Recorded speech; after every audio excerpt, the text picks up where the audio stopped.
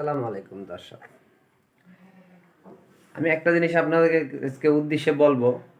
আমার ভিডিওটা মন দিয়ে শুনি, তারপরে ভালো লাগলে উপরে ধাক্কা দেবেন না, না লাগলে উপরে ধাক্কা দেবেন। আপনারা আগে একটু মন দিয়ে দেখুন যে মিথ্যা কথা কীভাবে হয়। যেমন দেখাচ্ছি আপনাদেরকে একটু। আমি একটা এই যে লেবু গাছ চারা টপ কিনে আনছিলাম।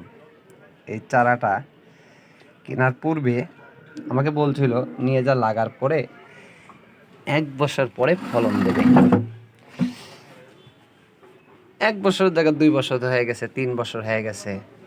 চারাটা উনি আমার কাছে মিথ্যা কথা কয় বলছে, কিন্তু এই বছরে আমার এই যে ফলন আসছে লেবুর, মোটামুটি বেশ ভালো ফলন আসছে, অনেক ফলন আসছে। যে যেমন এই উনি আমার কাছে এই লেবু গাছটা মিথ্যা কথা কয় বিক্রি করছে। তো এখন এমন একটা জিনিস,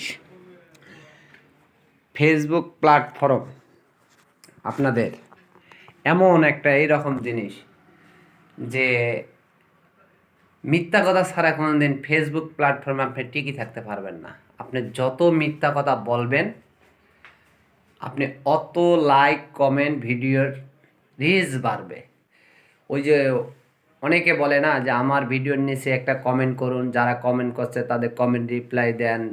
এরকম মিথ্যা কথা আশ্বাস কেউ শুনবেন না। আপনার কষ্টের টাকা এমবি কিনে কী দরকার ওদের মিথ্যা কথা শোনার জন্য? আমি মনে করি আপনার ভাগ্যে যা আছে সেটাই হবে। ওনাদের মিথ্যা আশ্বাসে শুধু শুধু টাকা নষ্ট করি কোনো লাভ নাই।